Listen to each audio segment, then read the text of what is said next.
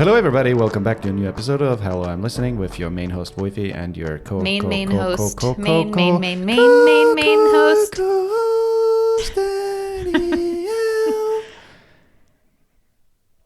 The more you know. The more you know. Dun, dun, dun, I apologize in advance if I have weird hiccuping sounds or something throughout this episode. dun, dun, dun, dun. The more you know. Been having some heartburn. Dun, dun, dun, dun. The more you know. Dun, dun, dun, dun. Nobody cares. Dun, dun. Yeah. Do you think anybody's like, oh no? No, I'm just saying if they hear weird throat sounds, So, they know what it is. Your throat always makes sounds Yeah, like. I know it does. It gurgles a lot. I think I have acid reflux. I think I had it before I got pregnant, and now it's worse.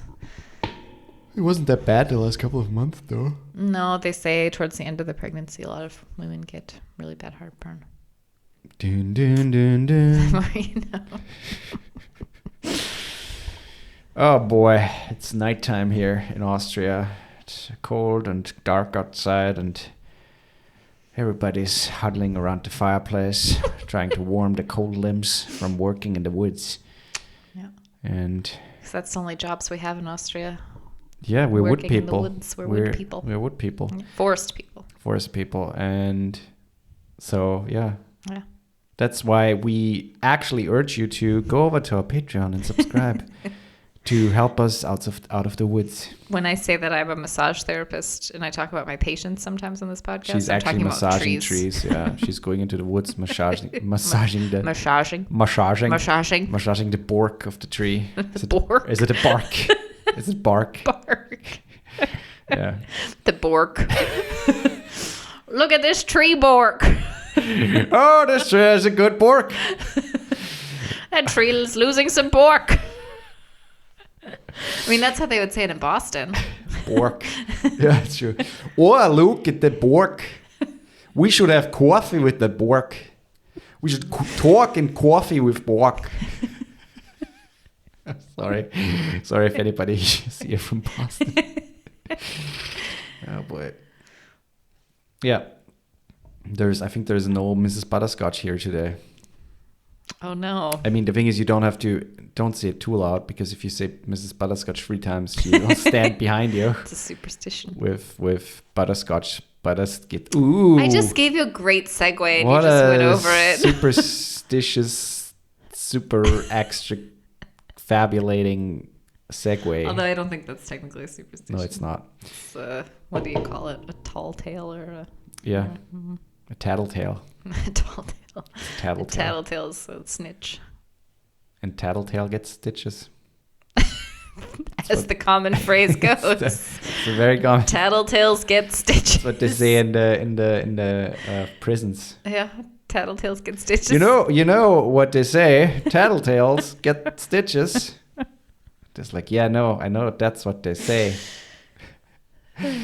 Yeah, everybody. So if you have not got the message yet, subscribe to the podcast. Rate the podcast, please. And head over to our Patreon and check it out, and maybe, subscribe to one of our tiers. Okay, let's do it. Today we're talking about superstitious.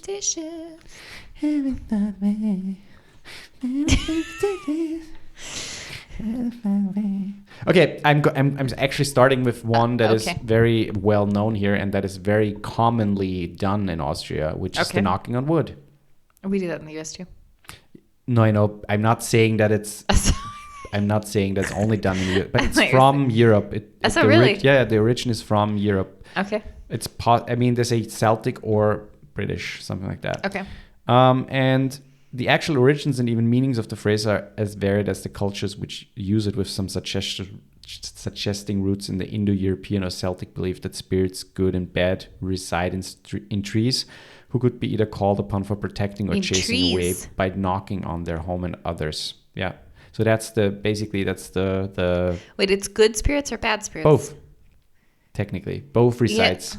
But you can knock on the wood and say, I want good spirits to help me with that, or I want good spirits to be with. Yeah, most people knock on wood to prevent, I guess, because they say something that they don't want to happen, and then they knock on wood, like, I hope that doesn't happen. Exactly. And that's basically that's from like, hey, good spirit, help me with that, or, you know, make this happen or make this not happen. Interesting. I use it a lot. Like everybody uses it. I do it a lot too, yeah. Like everybody, like yesterday or 2 days ago, someone randomly just used it. It's a very common thing, knocking on wood. Yeah. There's another one about infinite reflections, and it stems from Mexico, but it's also in other places, but it stems from Mexico. Like that mirrors facing each other. Oh, yeah. Are a doorway to the devil. Yeah. So mirrors should never face each other. So you should never have like multiple reflections. I mean, the movie Mirrors is basically part of that, or is based on that superstition, I would say. Oh, that's interesting. I mean, throwing salt over your shoulder. What is that? Do you have more information on that one? Do. Because I know that it's a thing, but I've always been curious. It's European Christian or ancient Roman. Okay. But it's the left shoulder. It's I've always heard it's the left shoulder. I mean, it's involving tossing salt over one shoulder, like knocking on wood. This superstition also involves the idea of warding off the evil, in this case, devil himself. In Leonardo da Vinci's The Last Supper, Jesus' betrayer Judas Iscariot is portrayed as having accidentally spilled salt. And since Judas was associated with doing something bad, the argument goes that ipso facto, so was salt, and throwing it over your shoulder would blind the devil waiting there. That's yeah. Interesting. That's that's something I actually never say, and I never would. I think I've done it in my life before, but you more as like salt over your shoulder. But more as like a joke, because it was something that people joke about. Imagine if you have like salt in your pocket at all times, just in case. I mean, people are like, oh, knock on wood, and then they're like desperately trying to find some wood. Yeah, but there's I'm like, I got some wood in my pants. Yeah, but there's a lot of times there's to go along with the salt thing. The ones that people know the most are the salt one, the ladder, something like you don't walk. Oh yeah, that's the next one. Don't fucking talk about it. Oh, sorry. Okay, I won't talk about it then. This one I don't know where it comes from. It does not say, but apparently gifting anything with a blade. So if you gift that to somebody, like a blade. Okay. Like a knife or something. Yeah, sure. Supposedly severs a relationship. Oh. So if you receive a knife set or a pair of scissors or something with a blade on it, you're supposed to give the person a coin in return. It's like a penny. Okay. Because then you're technically buying it from them and it's not a gift. Oh. Wow. I don't know where it stems from, but I thought that was kind of interesting. That's super weird. I think I've never gotten a knife for a present or a gift. I have, but I was in culinary school. I actually did. I got like a Swiss Army knife. Yeah. Does that count? Sure, it's a blade. Yeah. Many blades. I got that from my dad. That's why our relationship is so weird. I mean, if you believe in the superstition. Walking under a ladder. It's also European, possibly Egyptian. And the superstition of not wanting to walk under a ladder also has roots in Christian symbolism. The Holy Trinity of the Father, the Son, and the Holy Spirit led to an association of the number 3 with something sacred. So the triangle with its 3 sides come to be regarded as sacred as well. And the ladder, of course, forms a triangle, kind of, you know. Mm-hmm. And so naturally to walk under the ladder would be destroy the sanctity of the Trinity, and those incurring punishment. Yeah. Interesting. So but I actually knew a lot of like religious. I actually knew that was kind of religious because of I think it was Asterix, or was it something? I don't know. Remember some cartoon. Okay. Yeah. This one I actually find fascinating. It's a Filipino tradition, and it's called pagpag or pagpag. I don't know how to say it. Okay. But it dictates that people never go straight back to the house after a wake. So after a funeral. Basically a funeral. Yeah.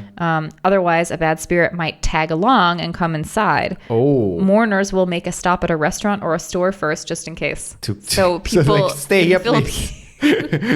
or you go to a friend's house.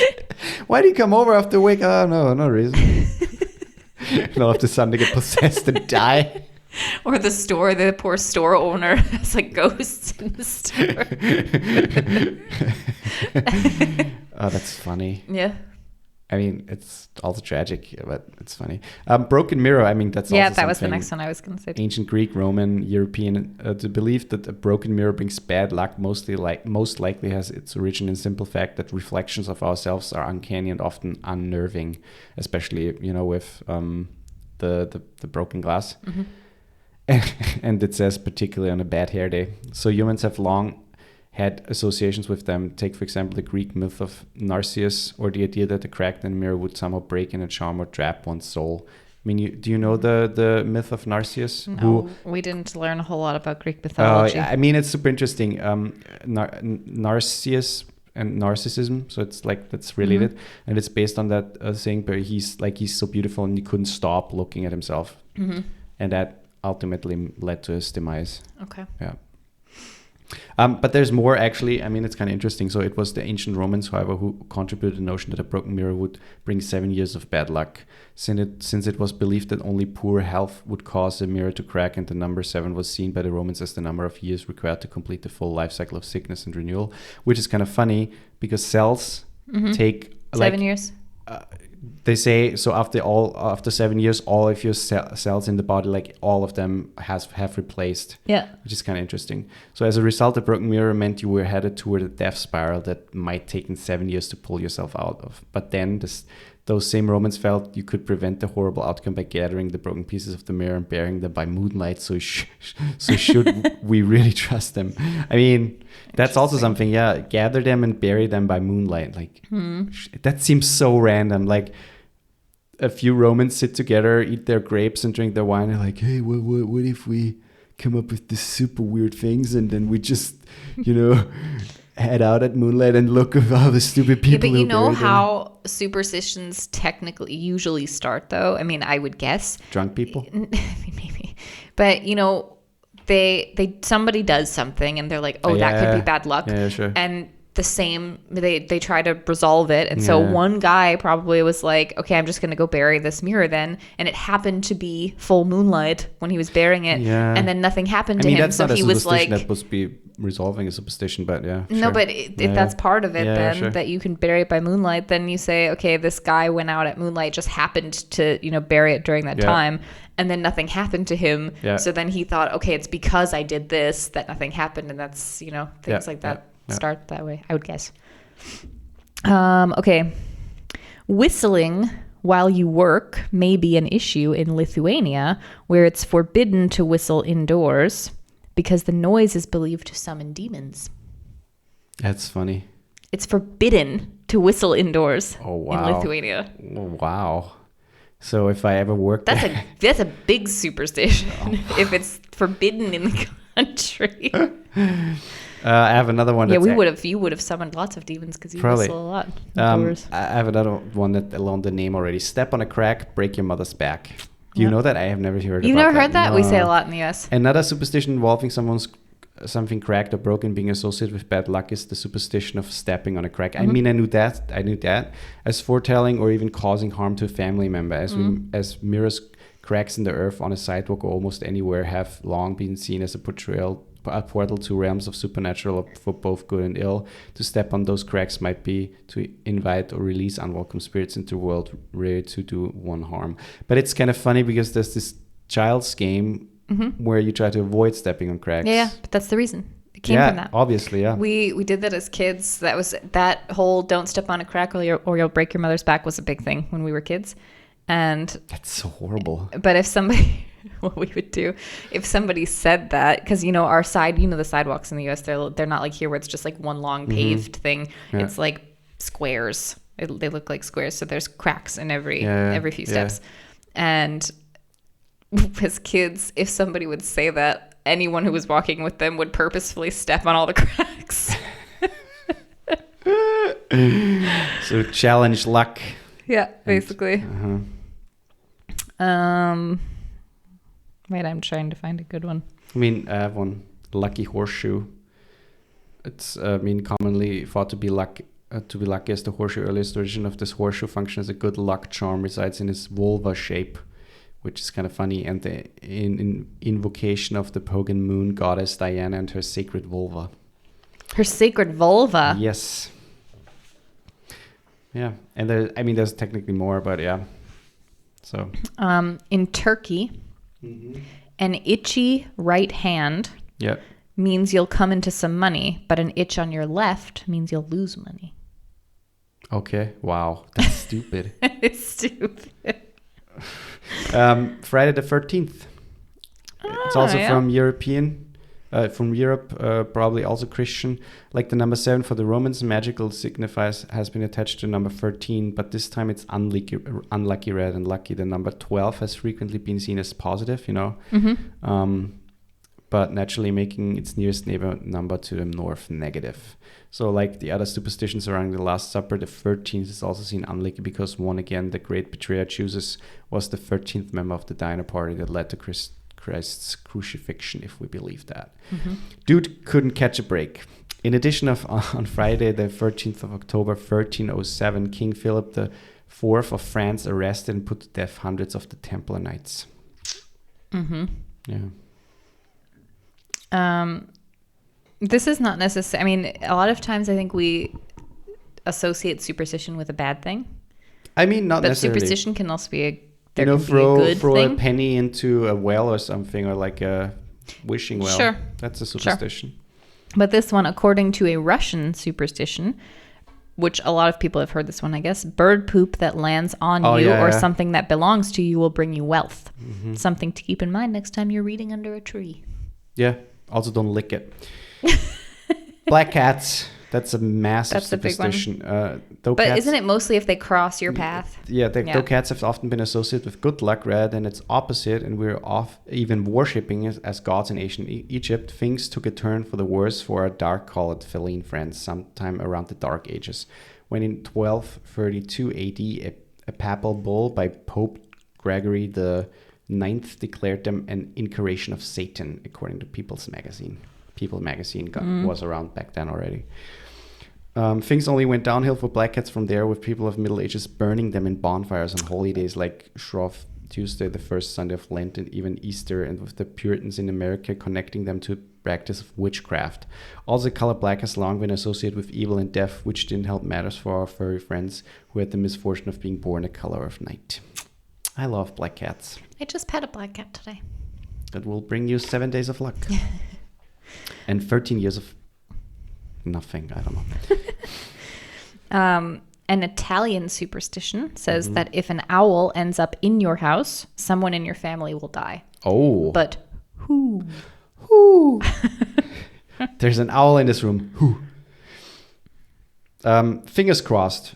I mean, that's something I can't do anymore on my right hand, but the superstition of crossing one's fingers bring the lucky finger cross. So a good luck comes from pre-Christian, again, pagan times in Western Europe, when the practice of making a cross with your own and the index finger of another person was thought to concentrate the forces of good spirits and to seal a pact or a wish with the fellow crosser. So that's where it came from. So you cross the finger with another guy or a person. Oh. Over time, people realized they could simply bless their own wishing by crossing fists. First, they realized I like two index fingers, and then later simply the index finger and middle fingers of one hand, which is what we do today. Which is kind of funny if you think about, like, there's a guy sitting just randomly around. What do you do? You know, just sit around, watch the birds, and just wait to die at 23. And he's like, wait a minute. I could just cross my own finger. I don't need another person for that. Also, I mean, they have two hands, and it's weird. But another narrative pins the practice on early Christians who would greet and identify one another in secret with various symbols like crossing the index finger, touching thumbs, etc.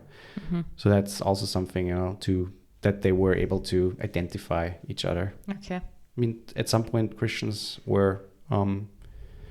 It's weird to think about it, but Christians were killed. And so they had to be a secret community. And now we killed for a long time after that. Or the Christians. I don't want to see me. We. Okay. This one is very strange, and there is no reason for it. Like, it's like there's no reason behind the superstition, but I find it funny.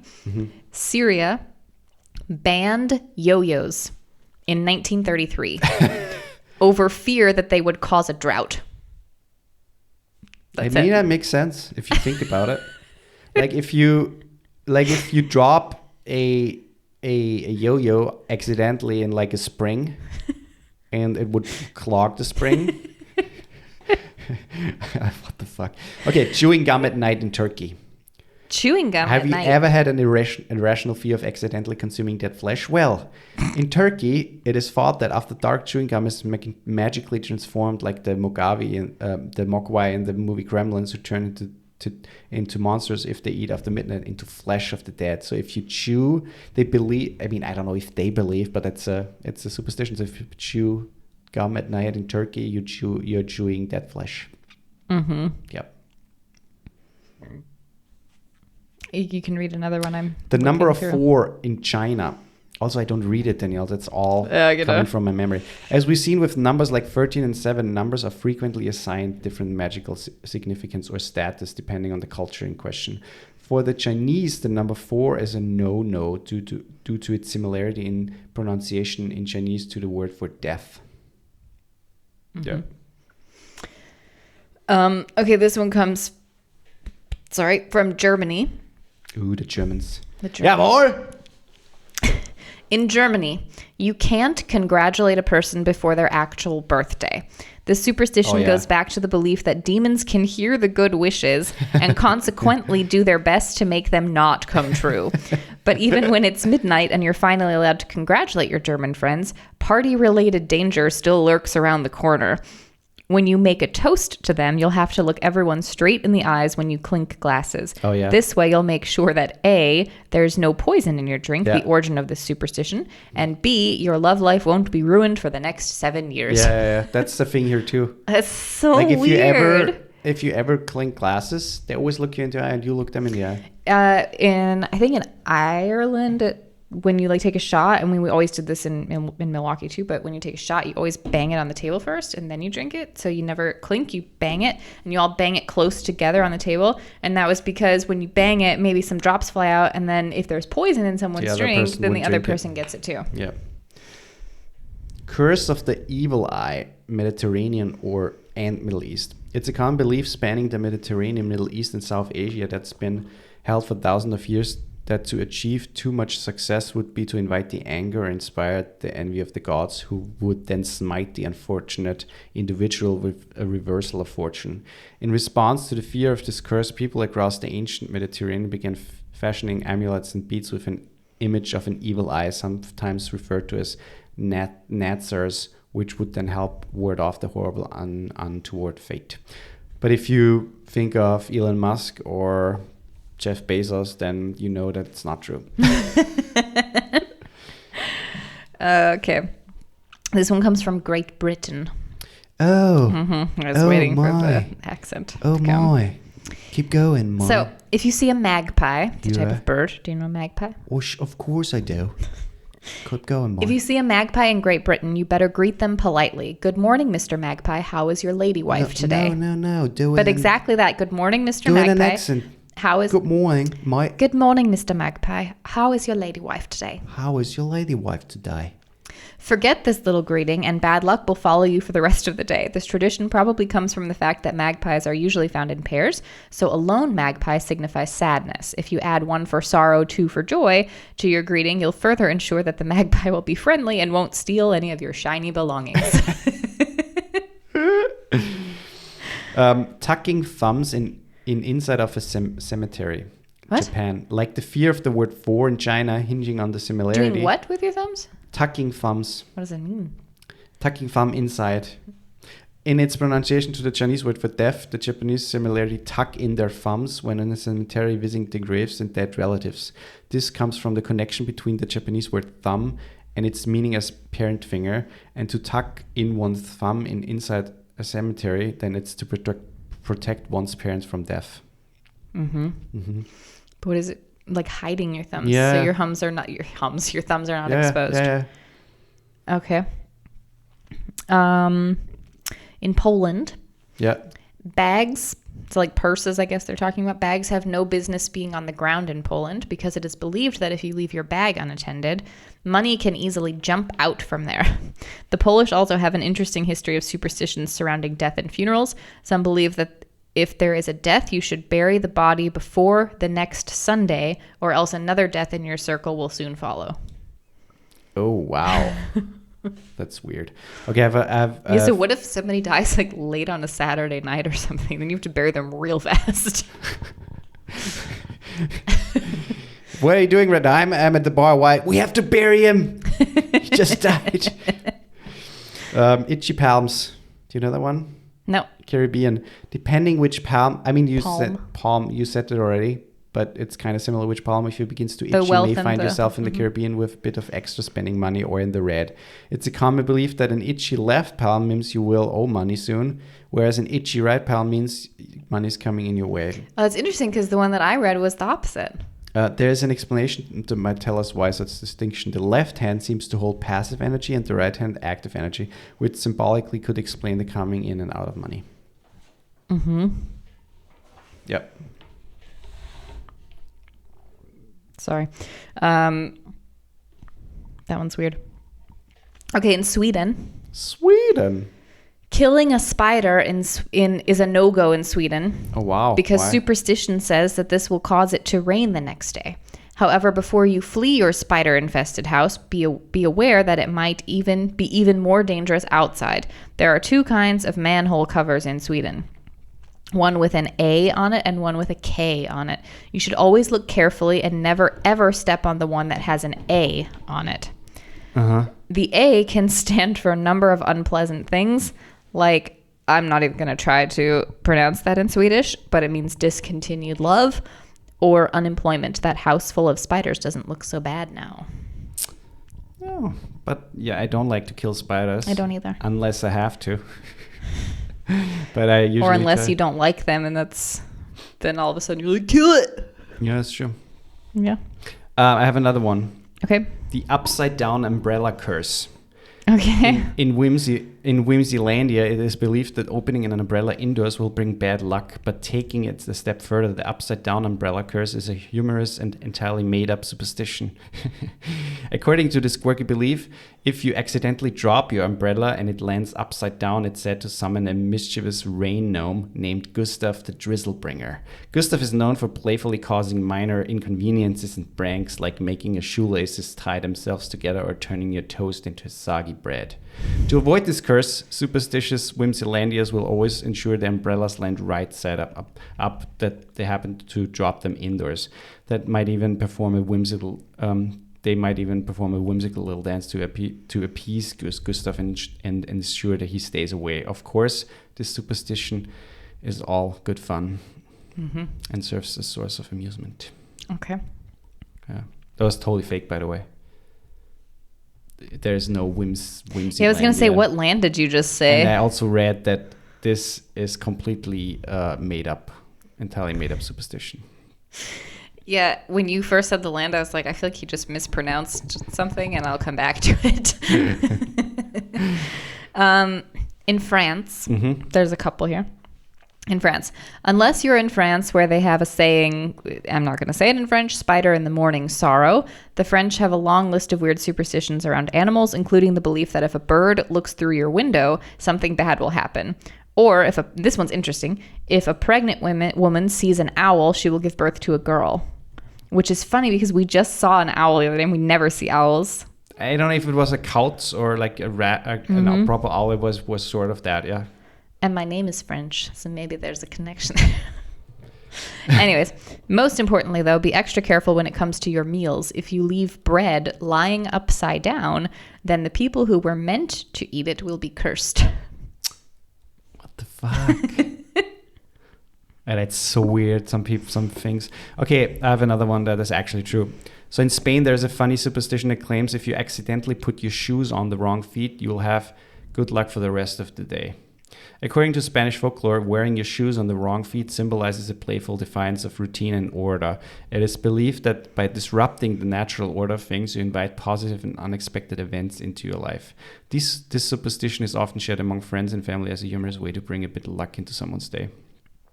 While there's no scientific basis for this belief, it has become a lighthearted tradition in Spain where people might intentionally swap their shoes as a fun way to embrace good fortune. Mm-hmm. Also completely fake. I figured. But it sounded real. It sounded real. We should do like a... guess if it's real or fake. No, from, what is it called? The show X Factor, where they had those stories, and at the end, Jonathan Frakes revealed which stories were fake and real. The red eyes. Okay, last one. Last one? Last one. Okay. Boom, boom, boom, boom. Okay, that's interesting. In Japan, the land of the free. Mm-hmm. Counting can turn into dangerous business pretty quickly in Japan. The number 4, for example, pronounced she, can also mean death. I mean, that's China. We just said that's in China, Danielle. In Japan, it's that. No, that's in China. Yeah, but it's then also in Japan. Okay. This is why you should avoid gifts consisting of 4 things: 4 flowers, tableware, and sets of 4 at all costs. Often, apartment buildings will skip the 4th floor and apartment numbers containing the number 4 for the same reason. Mm-hmm. The number 9 is almost as bad because it's pronounced ku, the same as the word for suffering. In the U.S., a lot of hotels will skip the floor 13. It's weird. But it's stupid because if you just go straight to 14, then we all know technically the 14th floor is a 13th floor, unless they actually build a 13th floor and don't use it. Don't use it, yeah. It's empty and you can't even reach it. Yeah. All the demons are in there. But also in Japan, there's a superstition about, I read, that you shouldn't put your chopsticks straight up in food. No, I'm actually serious. If you put them, I will show it to you. I'm not kidding. No, I'm not kidding. You should never have your chopsticks like in the food, like pointing straight out, or they should just be on the side of the table. Okay. Because, wait, I'm going to read it to you. A bird could land on them and chew your food away. Poking chopsticks down into your food is a big no-no in Japan. The utensils look like the unlucky number 4, which means death, and also the incense sticks used at funerals. Another tip, don't point your chopsticks at anyone because that's just plain rude. I mean, there's another superstition which says... Don't laugh. It's actually on the paper. Tell me. That it says that you shouldn't put your chopsticks up someone's asshole. Okay, and why? What happens? Because it can cause brown, smelly chopsticks, and therefore could harm your future health. Mm-hmm. Yeah. So I stopped doing that actually.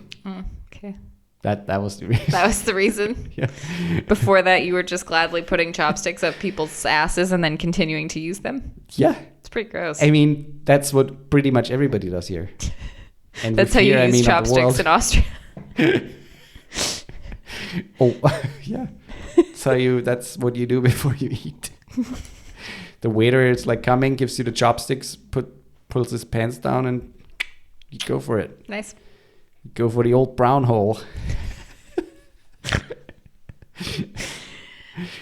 Yeah. It's gross. Sometimes you pull a worm out of it. A worm.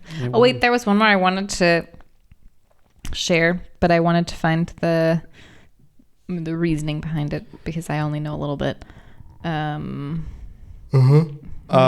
If you have not done it, please subscribe to the podcast. Head over to our Patreon. I know it's a fucking thing, but we have to say it because otherwise we can't continue the podcast. And yeah, rate the podcast if you like what you hear. Indeed. Okay. It's for my theater people. Oh, what is it? Macbeth. Yes. Macbeth. You never say Macbeth in the theater. In the theater, yeah. In the theater, because it curses the production. Yeah.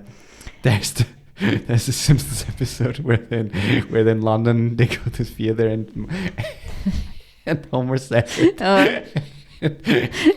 I think lightning strikes him or something, and he keeps just saying it. Oh, not him, the actor. The actor gets stricken by lightning, and he keeps saying it. He's like, "Please stop!" And he says, "Macbeth, Macbeth." It's so funny. Okay, but this is the reasoning behind it. Most actors will only refer to Shakespeare's famous tragedy as the Scottish play, the Bard's play, or even the Macbeth. Some people believe that Shakespeare gave his three witch characters in the opening scene real spell incantations, incarnations for lines. As retaliation, a coven of actual witches cursed the play. It's said that the actor playing Lady Macbeth tragically died on opening night in 1606, and Shakespeare himself had to step in. Dueling Macbeth productions in New York caused the Great Astor Place riot in 1849, leaving at least 25 dead and hundreds injured. Other productions have been plagued with accidents, including actors falling off the stage, mysterious deaths, and even narrow misses by falling stage weights, as happened to Laurence Olivier at the Old Vic in 1937. So don't tempt the witches and don't say Macbeth in the theater. Wow. I mean, there's a lot of theater superstitions, but like don't say good luck on opening night. Say break a leg. That's it, everybody. We'll be back. There's a really funny scene in The Producers where they are talking about the superstitions and they want the play to fluke, and so they say all this things. There's a whole song.